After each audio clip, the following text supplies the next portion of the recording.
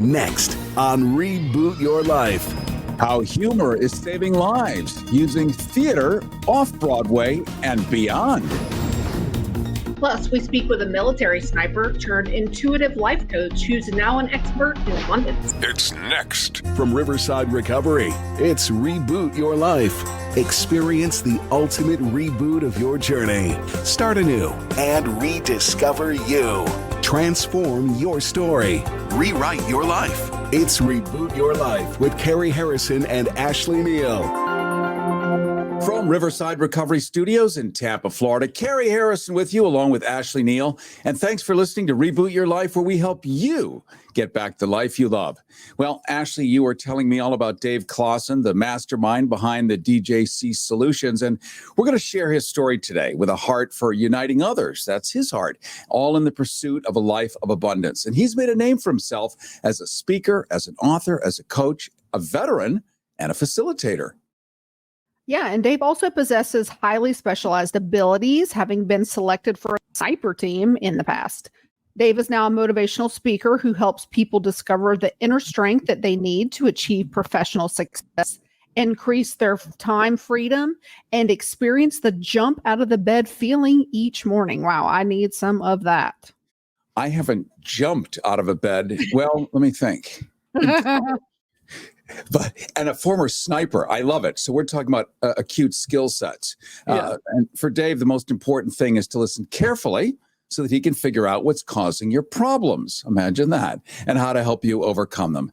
Dave Clausen, we want to welcome you to Reboot Your Life. Hey, thank you very much. It is an honor to be here. I'm excited to have a conversation with you both. Well, you're a guy who was with the, I believe, the Illinois National Guard. You were picked as a sniper because you can see, think, analyze, think quickly, imagine, and all of that stuff creates a history where then you have a journey, whatever that journey is, of personal transformation yourself. Because to be a good coach, to be a good anything, you have to actually know about it. So what was that moment where you pivoted? Ooh, it was actually a series of several small moments throughout life after my year-long deployment to Iraq, in that I had some struggles. I had an undiagnosed traumatic brain injury, and I was struggling with post-traumatic stress disorder, anxiety, and depression, which then cascaded into addiction, alcohol. And as I began to learn more about my struggles, the fact that my drinking habits had taken over my identity, I wasn't happy. And so I started learning and trying to figure out what I could do to change. And so it was a series of small events. Really, though, the biggest one, and I'll tell a quick little story here. I was sitting on my couch in my one-bedroom apartment, and I was sick and tired of being sick and tired. And I realized I needed to get back to being who I truly was on the inside, because alcohol, addiction, my struggles had taken me so far away from that person. I took out my journal and I just did a brain dump and just started writing and trying to unearth who I actually was. So then I could get busy getting back to being that person. So that's really the biggest moment where I started to flex my personal development muscles. Dave, you talk a lot about your inner warrior. I think we all have one, or yes, we hope we all have one anyway. Your inner warrior, however, helped you overcome struggles with the PTSD you just talked about and substance use disorder. How did you access that inner warrior? Yes, so I really pulled from post-traumatic growth. I was a good soldier. And so I looked internally to try to uncover the positive. What were some of those characteristics, those strengths, those things that made me a good soldier? And how could I apply those same strengths to my transformation, to my healing, and to my growth? We've all got that. We've all got our inner strengths. We just got to look for them. And how do you help people find those? Because that's part of what you do as a coach. So we're not taught in school, why don't we favor your other leg if you broke the left one. But that inner warrior is that part of us that is full of light and imagination and passion and all the rest of it. And a lot of people haven't met theirs yet, have they? No, they have not. The art of self-reflection and almost call it self-discovery doesn't really come easy because it takes time to sit down and be present with your own thoughts and to probe and explore your curiosities to really learn who you truly are, because then you're going to be freed up to then become that person and even craft who you want to become, to map out a plan. And you really do that through storytelling, through listening, through empathy and curiosity. One of the things that we look at in recovery, we find that there is an entire universe of veterans who have been left by the wayside for decades. Let's just admit it. And now finally, they're getting some love, some light, some acknowledgement, whether it's the VA or whether it's rehabs like Riverside Recovery that is really focused on opening the doors, even offering their campus for free once a month for all kinds of collective activities. And so this is a giant population in the United States. I mean, let's face it, anybody maybe over the age of 70 or 80 was in the military involuntarily, and then the rest of the people are, but we all come back with some kind of issues. And that said, the military in many ways shaped your approach to coaching. At least this is one of the things that we read and hear and learn about you. And maybe how did that discipline translate into what you're doing now to help others? Ooh, yes, indeed. So my military service and actually, quite frankly, my childhood helped shape and mold and forge me into the man I am today, and those strengths that carried me through my healing, my transformation, because my dad is a retired sergeant major and airborne ranger, served in Vietnam. One of those individuals you were just talking about there. But I really look to leverage my discipline in that sticking to routines, that mission oriented, that mission focus, crafting a very clear, compelling vision and mission, mapping out a plan on how to accomplish that mission. And then also looking to the supports. What resources, what tools, what partners am I going to need to help me accomplish this mission? Even as a sniper, I had a team, not just there with me on location on those missions, but I also had response teams, support teams, folks I could call on if I got in a jam as well. And that same approach to healing, to transformation and working with others is to figure out what else do you need to help you succeed, and then call on them when you need to. Dave, do you think you would have the same type of advice for a civilian? Because as a civilian myself, I don't necessarily have a lot of the same experience with having a mission, being mission driven. Would you share some of the same tips with civilians, or do you think they're different? Yes. So we could change the wording or the lingo out of the military lingo of, the op order, a sit rep, the OODA loop, and all that fun stuff. But it's still the same process.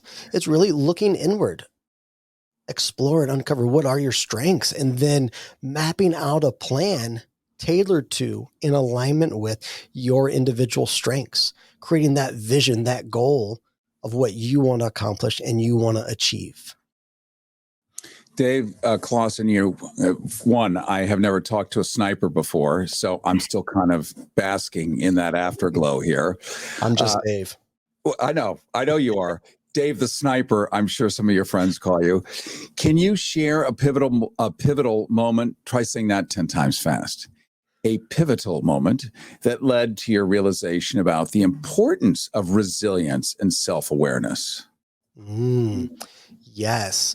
So it really comes back to that big moment on my couch, in that I was reading the book Braving the Wilderness by Brené Brown, and that was when the light bulb went off that the answers are within me, and that the resilience that I needed was there. The strength that I needed was there. I simply had to brave the wilderness within and go find it and call it forth.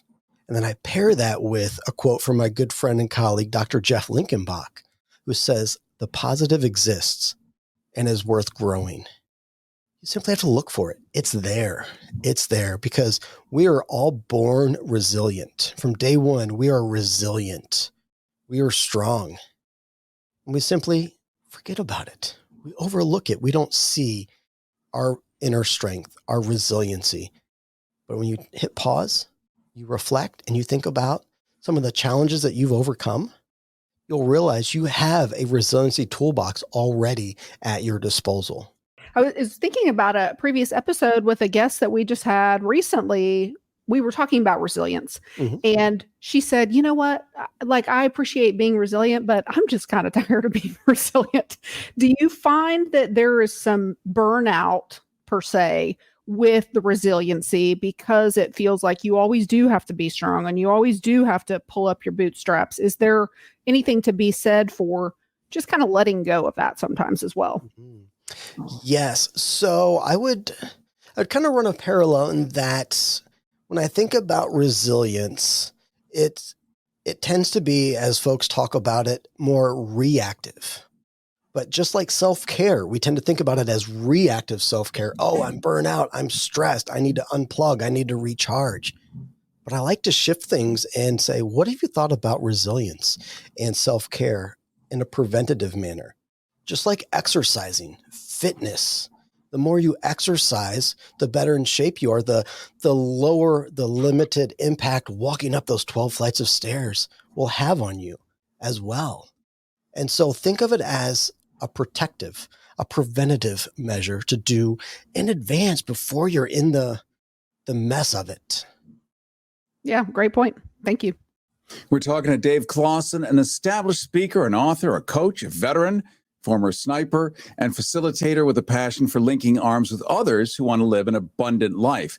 Dave overcame significant challenges, including a traumatic brain injury, PTSD, and now empowers others to live with passion and purpose by sharing his own transformation journey and inner warrior skill sets. We're going to talk in just a second with Dave and find out about how to get that abundant life, because if that isn't the plot of the play for every live human being, nothing is. It's straight ahead on Reboot Your Life. Are you familiar with Riverside Recovery of Tampa? Well, they offer a profound, all-embracing approach to addiction treatment. With a dedicated team of empathetic professionals, Riverside Recovery is committed to guiding individuals on their path to enduring recovery, using a variety of science-backed therapies, counseling, and support services. Riverside Recovery values the individuality of every recovery journey. Their tailored treatment plans respond to the specific needs, the hurdles, the goals of each resident, providing effective aid regardless of whether you're taking your first steps in recovery or maintaining your progress. With Riverside, recovery isn't just achievable, it's an influential journey towards a healthier, brighter future. The testimonials of those who've undergone treatment there are evidence of rediscovered self-worth and potential. Located on the tranquil Hillsborough River of Tampa, Riverside serves as a peaceful haven, promoting self-discovery and healing. They acknowledge that recovery is about more than just overcoming difficulties. It's also about finding your innate strength and resilience. The Riverside Recovery's committed team are your empathetic allies in your recovery journey. They comprehend that genuine healing involves the mind, the body, and the spirit, meticulously dealing with all facets of addiction. You can discover more at rrtampa.com. That's rrtampa.com. Or reach out at 1-800-871-5440. That's 800-871-5440. 800-871-5440 or rrtampa.com. You can tweet us anytime on X at Reboot Your Life. Life 2.0. It's your life and your reboot. It's Reboot Your Life with Cary Harrison and Ashley Neal. It's Reboot Your Life with Cary Harrison and Ashley Neal. We're talking to Dave Clausen. He's really a superstar in this arena as a coach, but also having had such a powerful history that he has brought forward into the future and is helping tens of thousands of people change and reboot their lives and, most importantly, find abundance, because that's kind of the plot of the play here. If you can have a better, fuller life, then all of this hard work goes somewhere. Dave Clausen, maybe you can elaborate a little bit on your passion for linking arms, as you say, with others and helping them have that abundant life. Oh, yes, indeed. So I get very, very fired up in that together is better. And the more we share our own stories, the more we can inspire hope in others, the more we can help folks understand that they are not alone, that maybe there is somebody else that's gone through a similar struggle. There's some life lessons, some things to do, some things maybe not to do that we can learn from each other to really get one step closer to having that abundant, happy, joy-filled life. Dave Clausen, you talk about listening to others. Now, let's face it, in our culture anyway, here with the 380 million Americans, we're not exactly taught in kindergarten. Just please listen to your friends. It's like listen to the teacher. That's it. And your craft is teaching people how to listen to each other because that's how you learn their stories. And let's face it, what is school? It's books filled with stories. But it doesn't occur to us that each of us has a story that we can learn from. You're reminding us of what we knew when we lived in caves 40,000 years ago. Mm-hmm. Yes, indeed. Within those stories, our lives, there's wisdom in just your day-to-day life, not just those big pivotal moments, the big Super Bowls, so to speak, but in everyday life, how you show up, how you interact with the others. There's wisdom, there's insights, there's experiences and stories there that can help others as well. Dave, what is a story that you can share with us that you think will inspire people? Oh, yes. So I was having a coaching session with an individual who, well, he felt stuck and he was just going through the motions in his job, his job. And he felt this pull of, trying to be, one with the guys, yet he's a middle manager position and wanting to be, a leader, and that trying to balance these roles had taken him so far away from who he was at the core. He was being who he thought he was supposed to be. And in chatting with him and looking inward to really uncover who he was as a person, he looked and's like, the man I want to be has always been here. I just haven't been being that person. I just need to step up and start being me again. Something as simple as that to help him live a more authentic, real life. And by doing so, he can feel that sense of fulfillment, that authenticity, and that joy, that not putting on a face and being what other people think he needed to be. It's a delicate tap dance because in our culture, we're taught be yourself, be authentic, but don't be yourself and don't be authentic. Be what I've hired you to be. That's the job, right? Yep. So we're all dealing with this. Yeah, but and so you found a way to walk that line so that they can actually have real integrity, but not wipe out some dumb boss's notion of who they ought to be. Like that is a nuanced skill set, like being a sniper. Yes, very nuanced, very precise. And really, it comes from my own personal journey in that when I came home from my deployment, I felt like I had to put on a face because I wanted to fit in. I didn't want people to judge me because I thought I was broken and an outcast and a whole bunch of stigma. And after years of putting on that face and not being happy, not being me, I got tired of it. And that just affected all aspects of my life. And so learning how to be Dave, what does being Dave on a random Tuesday look like?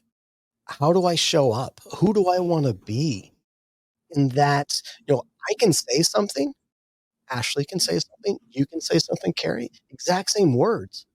But because we're all unique individuals, it's going to come across different. So it's finding how to host a podcast in the Dave way, or in the Ashley way, or in the Cary way.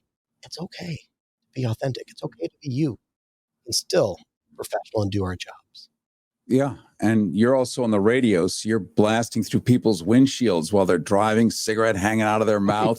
It's exciting times for all of us. Yes. So here's part two of that question, because you can be yourself, you can have that individuality, but not everyone's going to love it. And this is the part where we learn in life that being yourself is worth it. I mean, this is Plato, this is Socrates. Find out who you are, peel back the end. Bill Shakespeare, to thine own self be true. So this is kind of a human imperative, but not everyone loves it. So you have to figure out, where do I end? Where does the other person begin? And I imagine you teach people that too. Yes, I do. We really explore sort of a three-prong or three-step approach in that. First, it's really uncovering who you are at the core, your authentic self. Then from that, we craft a vision of who do you want to be. Then from there, once we know that as our foundation in our coaching sessions, we can then get to work figuring out what you want to achieve and then how you're going to achieve it. Oftentimes we come up with the what I want to accomplish, my goal, without really figuring out who we are, who we want to be, our foundation. And so when we accomplish that goal, we're out of sync, we're out of alignment, and we're not happy. And so that's the real start, the real process to showing up as your authentic self. And in crafting that what, we have a conversation. It's pretty clear to see, who do you want to surround yourself with? Are they going to be helping you get there? Are they going to be supporting you on that journey towards accomplishing that goal, that what, being that person? Or are they going to be taking you away from being that person that you want to be? You know, Ashley pointed out earlier, she asked about civilians, what can you teach them and all of that.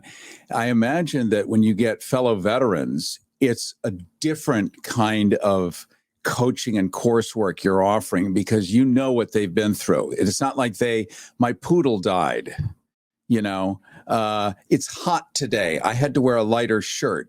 I'm doing the vanilla version of what people go through.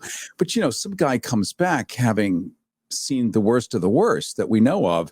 You're not going to jump in the same way.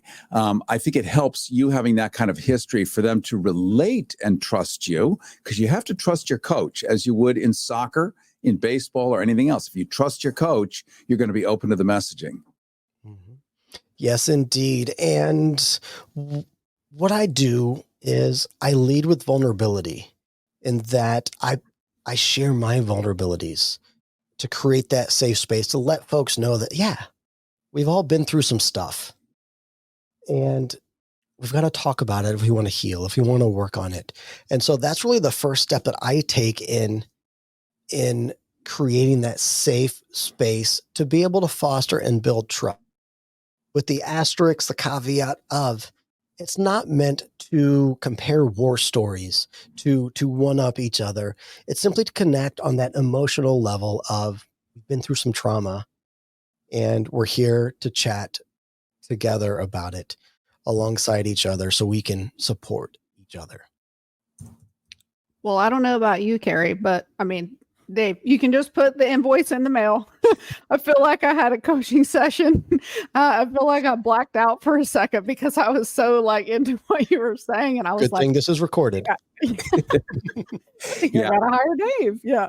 She is spot on. And we want to thank you, my friend, for joining us today on Reboot Your Life. Thank you for being who you are. And thank you for doing what you do. It's been an honor. Are you familiar with Riverside Recovery of Tampa? Well, they offer a profound, all-embracing approach to addiction treatment. With a dedicated team of empathetic professionals, Riverside Recovery is committed to guiding individuals on their path to enduring recovery, using a variety of science-backed therapies, counseling, and support services. Riverside Recovery values the individuality of every recovery journey. Their tailored treatment plans respond to the specific needs, the hurdles, the goals of each resident, providing effective aid regardless of whether you're taking your first steps in recovery or maintaining your progress. With Riverside, recovery isn't just achievable, it's an influential journey towards a healthier, brighter future. The testimonials of those who've undergone treatment there are evidence of rediscovered self-worth and potential. Located on the tranquil Hillsborough River of Tampa, Riverside serves as a peaceful haven, promoting self-discovery and healing. They acknowledge that recovery is about more than just overcoming difficulties. It's also about finding your innate strength and resilience. The Riverside Recovery's committed team are your empathetic allies in your recovery journey. They comprehend that genuine healing involves the mind, the body, and the spirit, meticulously dealing with all facets of addiction. You can discover more at rrtampa.com. That's rrtampa.com. Or reach out at 1-800-871-5440. That's 800-871-5440. 800-871-5440 or rrtampa.com. And from the Riverside Recovery Studios in Tampa, Florida, Cary Harrison with you, along with Ashley Neal. And thanks for listening to Reboot Your Life, where we help you get back the life you love. Make sure you subscribe to our podcast wherever you listen. Each week, you'll get new episodes, both on the radio and every streaming platform. You can also check out our videos at rebootyourlifeshow.com. Well, he's a director, an advocate, and a person in long-term recovery, currently spearheading the Recovery Project at Florida Studio Theater. As a creator of the off-Broadway play The White Chip, Sean Daniels shed light on the struggles of alcohol addiction, something we know affects at least 1 in 10 Americans. The White Chip has producers like Emmy and Tony winner John Larroquette, Hank Azaria, Tony winner Annalee Ashford. And today we delve into Sean's journey, his experiences, and his mission to use entertainment as a tool for change. Welcome, Sean Daniels, to Reboot Your Life. Great. Thank you so much for having me. We're just so that you know, Ashley has been talking you up in advance. She's such a huge fan. I already am. I love what you're doing. This is such a novel way to get it done. You've been instrumental in using theater to destigmatize addiction. This is something we all wish would have happened forever ago. You're doing it now. Can you share with our listeners how art and comedy can be powerful tools in this journey of recovery? Sure. So, in addition to doing the Recovery Project, I also run the anti-stigma program for Live Tampa Bay, which is the goal is like, how do we try to get people to just destigmatize, talking about getting help, figuring out how they can reach out to other people. And I feel like the arts are the most underutilized way that people can change any narrative. We talk a lot about how national narratives change.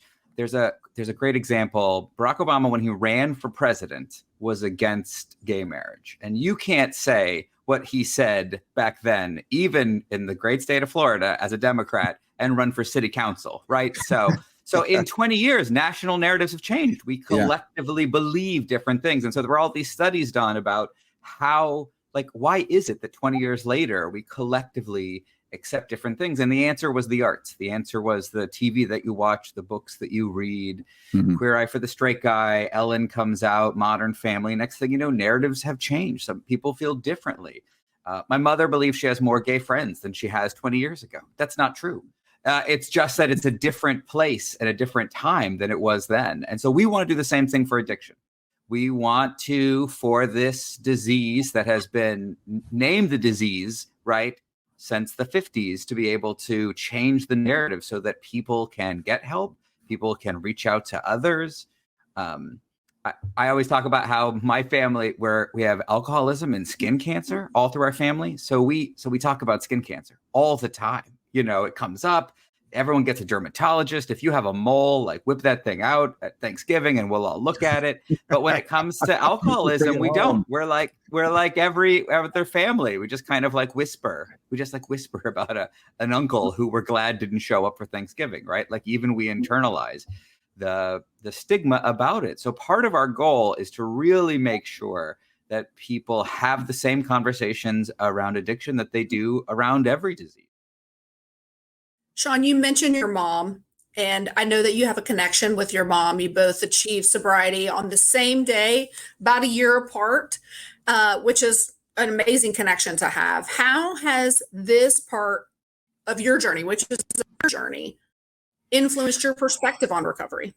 So in 2011, I was suicidal. I was, like so many people that have struggled. My wife had left me. I'd driven headfirst into a telephone pole. I had been fired. And I just really thought it had been so long since anyone had smiled to see me coming. And so I was going to take my life. But instead of doing it, I called my mother, who at the time we did not get along with. We didn't really speak. But for some reason, I just knew that she would answer. And it was the 1-year anniversary of her coming home and getting her 1-year chip. She had been sober for 1 year. So she got me through that evening. She got me to a facility in Jacksonville, Florida.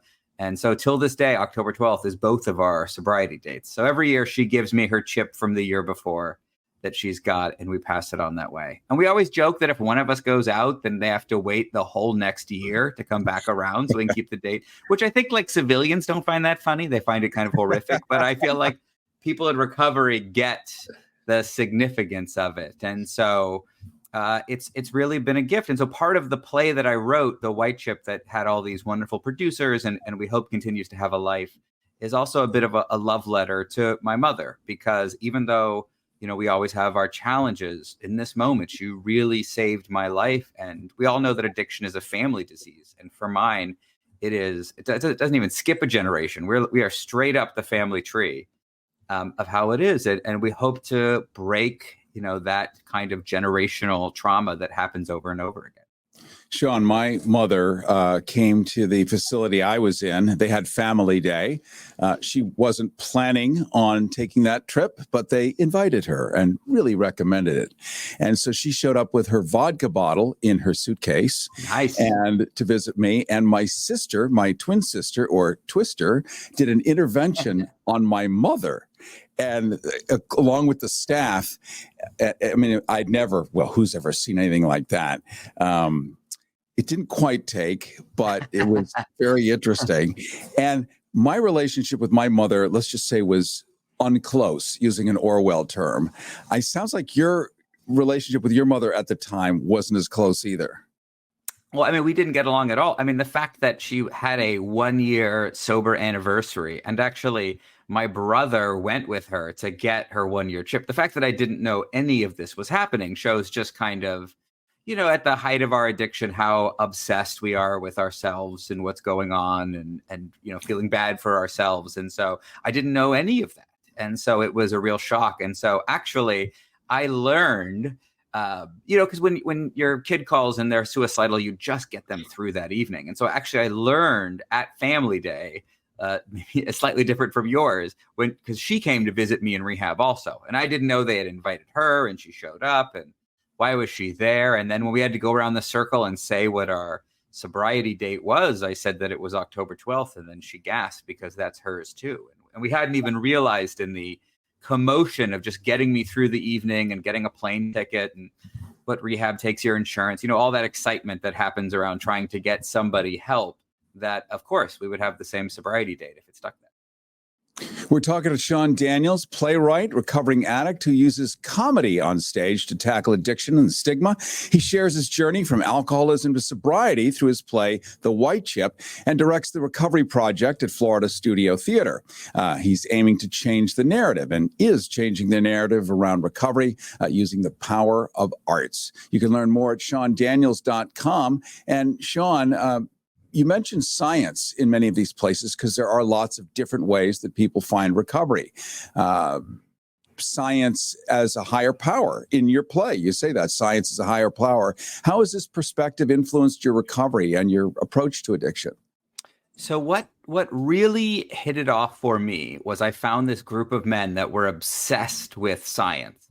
And so when first time I got together with them, they said, like, right, sit down. Here's how it works. There's dopamine. There's neural pathways. This is what happens. This is what your brain looks like on 5 days of sobriety. This is what your brain looks like on 90 days of sobriety. And for me, you know, I had been through a lot of Kentucky court-ordered AA meetings, and I'd been to rehab, and no one had ever talked to me about science. It had always been about, you know, kind of like pulling yourself up by your bootstraps, or about like, you know, you just have to be as honest as you can, and that's what it's going to be. And I just felt like, oh my God, I'm not going to make it. Like, I'm real. I can't actually do it. And the first time that it wasn't shame and weakness, and it was just that this is a chemical thing. And I know this now, right? Because now we're all in it, that 40 to 60% of whether someone's going to become addicted to something is genetic.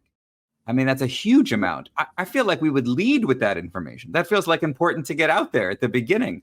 And then it's the factors of like what kind of trauma you have as a kid, or what types of environment that you work in, I always say like we're an Irish family with a drinking problem, and everybody laughs. So it kind of means that deep down inside, we already understand genetic predisposition, right? We already understand, like on a certain level, why that is.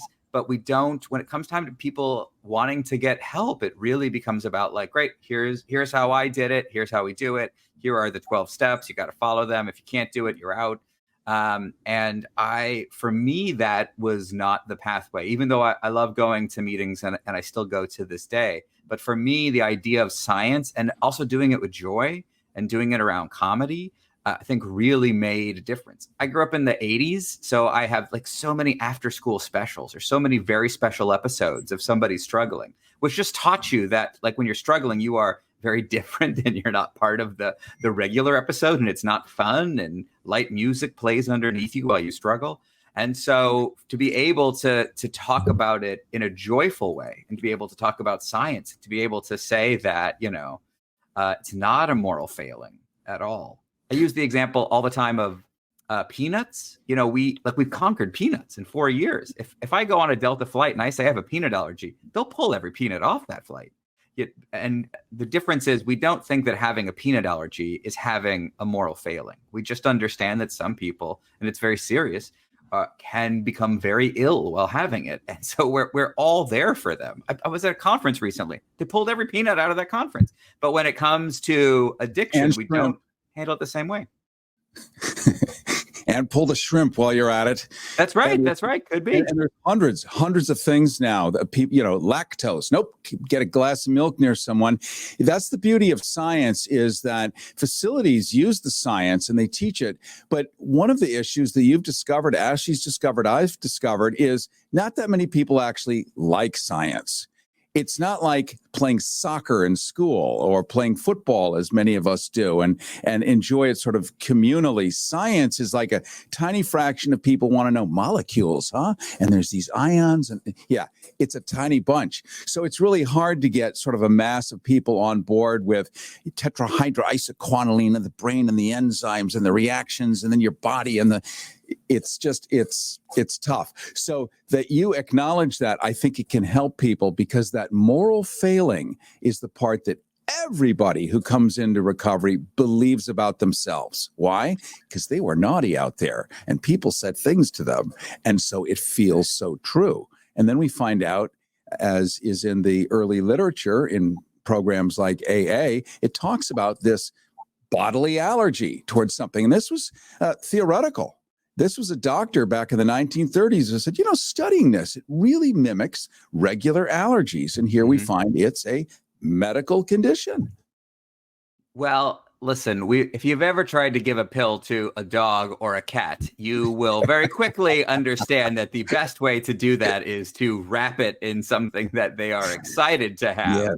Yes. So to your point about science, yes, if we just came out with a TED Talk about science, I'm not sure who's coming to that. But that's why the great thing about comedy is that it opens us up. And even, I don't understand a world without comedy. Even at the world's worst funerals, you're just kind of waiting for someone to say something ridiculous so that everyone can laugh, or you're so looking forward to that first laugh that a group can have because we're desperate for it. And I think we really miss conversations when we don't add comedy into it, or when we try to your point, just try to focus on that moral failing aspect, which just makes you feel bad. It just makes you feel like you are the one person that can't get it.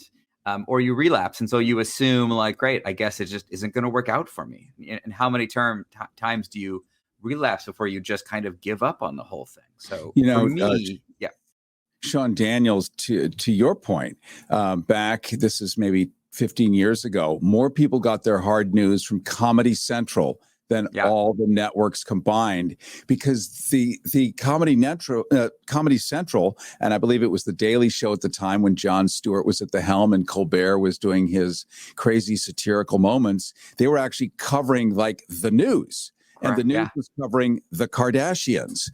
And so people were hungry for stuff. But if you laugh your way through stuff that's difficult, you can actually absorb it. Like you said, it becomes edible, as when you give the pill to the dog, you wrap it in, say, brie cheese. Yeah, and sure. You give it to a poodle. Woo!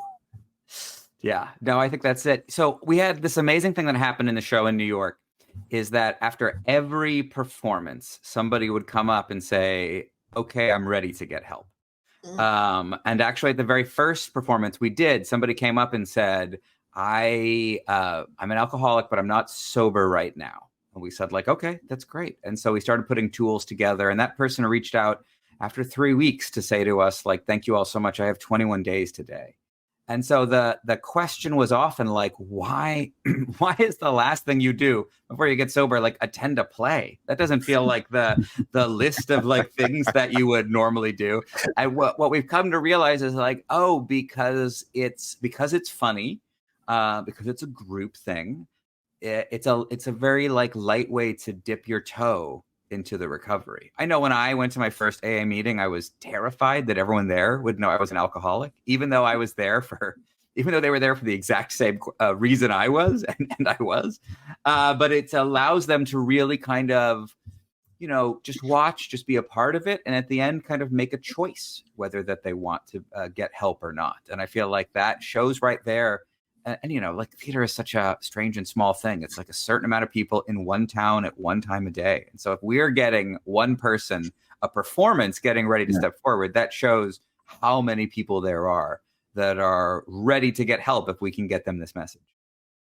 Sean, there's a theme in the play, more will be revealed. And if you're in recovery, if you do 12-step support group meetings, you've most likely heard that saying, which is talking about taking your recovery one day at a time. How do you think this principle has shaped your journey, and what message does it send to people that are struggling with addiction or alcoholism?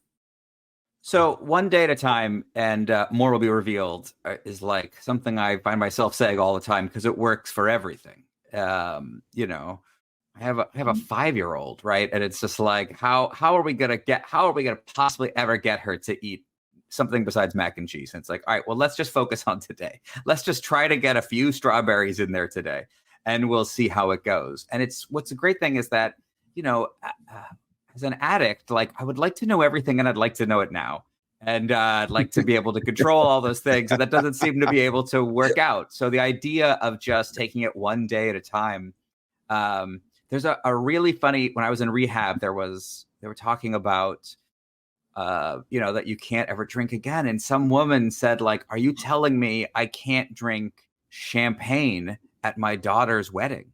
And as soon as she said that, her friend was like, you don't even have a boyfriend. And it was like the funniest thing ever to me, because it shows what addicts do, where it's like we're already playing it way out in the future to figure out how we are going to be either offended or we can't do something. And it's like, you don't have to worry about that right now. And then the addict will defend it by saying, I'm planning ahead. That's right. That's right. And so it's such a great lesson, in terms of how, just how do you handle these things? And especially, with the show, we just had this great run off Broadway, and we have all this interest about, is it going to move to Broadway? Is it going to move to London? And so all we can do at that moment, and this is just a practical thing, is like one day at a time. We'll try to move the show forward. We'll try to talk to the right people. We'll see what happens. And it kind of frees you of that idea that like you have to know everything and you have to control everything.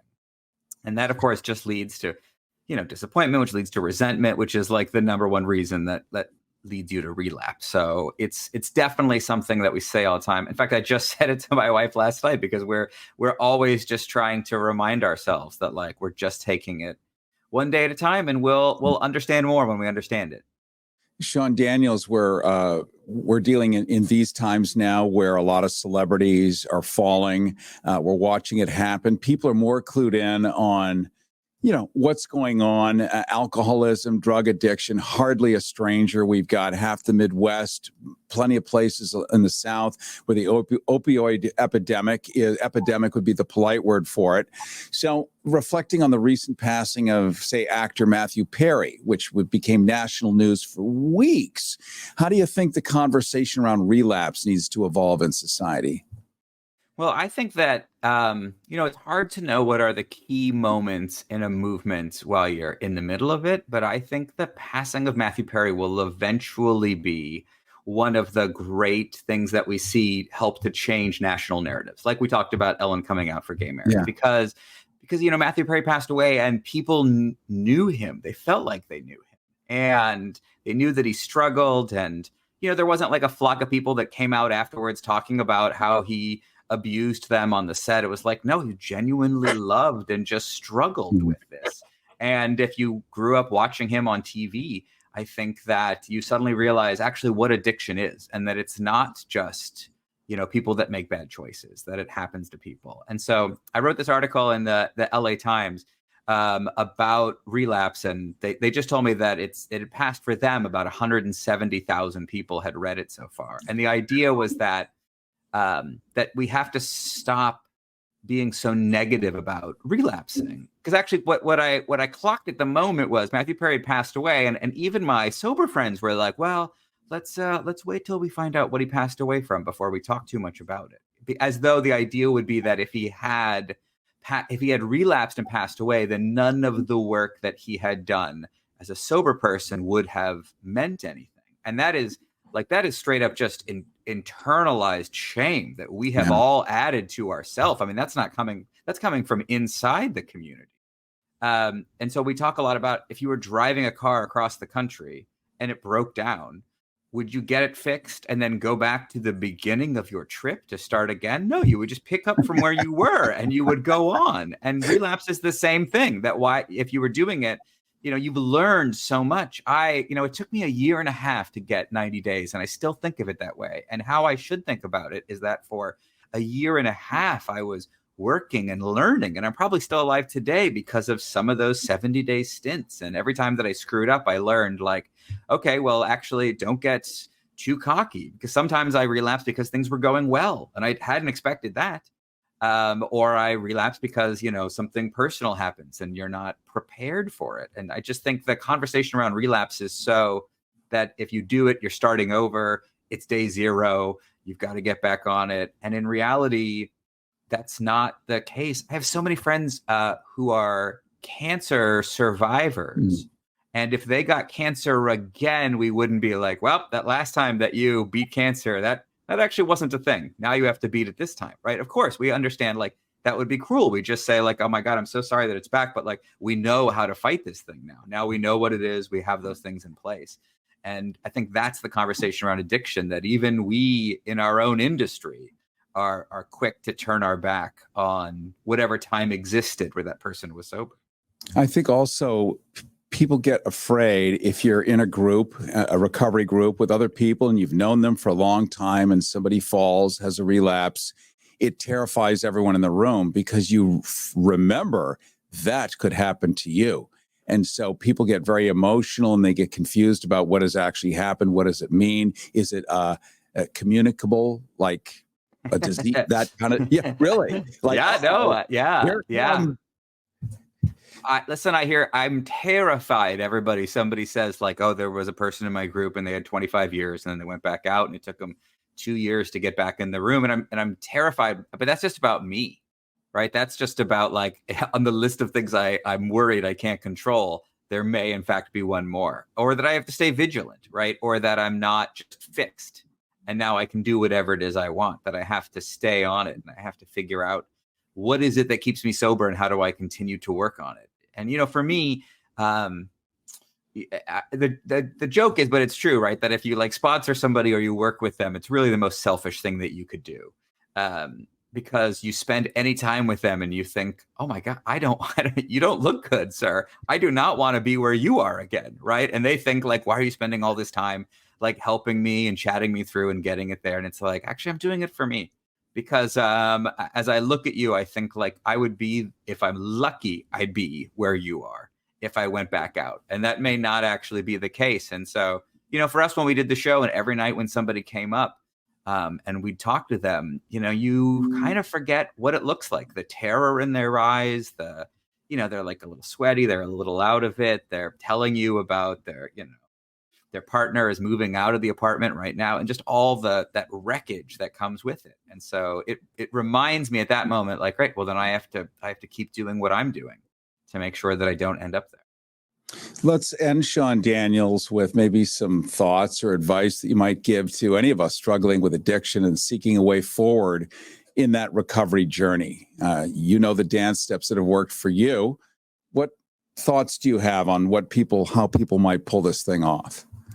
So I think a lot about, whatever you think of AA meetings, right?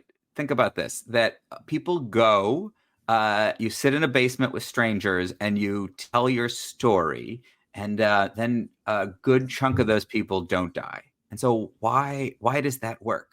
Right? That's not diet or science or pills or exercise. Like, why does that keep people alive? And I think it's really because the opposite of addiction is not abstinence.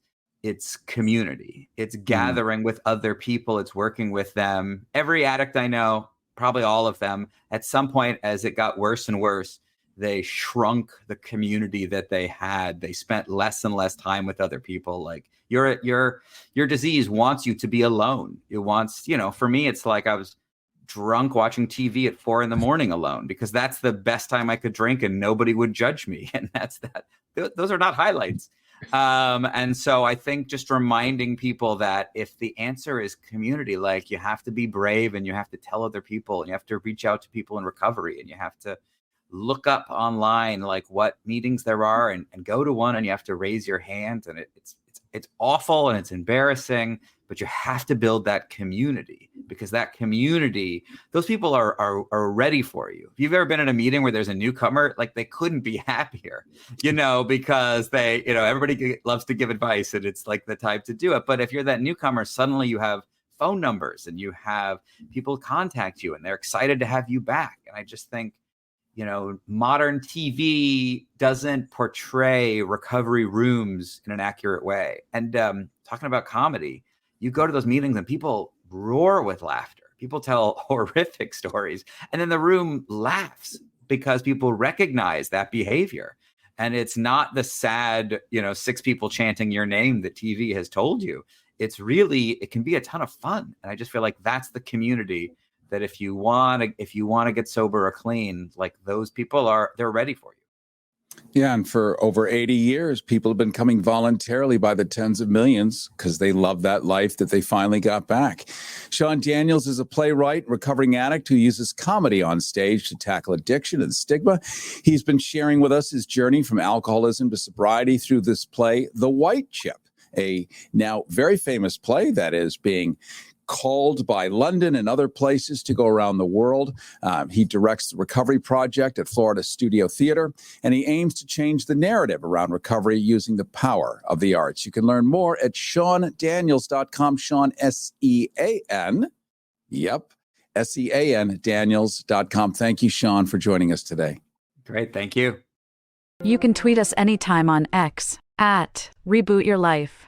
Riverside Recovery of Tampa was created to offer state-of-the-art treatment options to people suffering from addiction. The model was developed to meet clients and their families where they are at and provide them with the tools and education needed so that they can achieve long-term recovery. No 2 people are the same, and no 2 people have the same experience with addiction. And it is for this reason that we tailor each treatment plan to the unique needs of each individual. Located alongside the Hillsborough River in the heart of Tampa, Riverside Recovery offers the full continuum of care.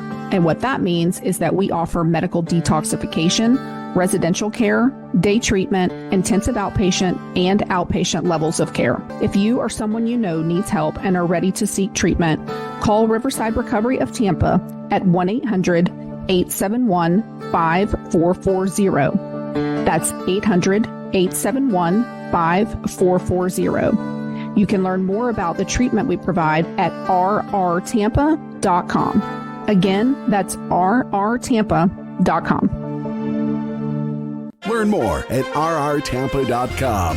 Reboot your life today.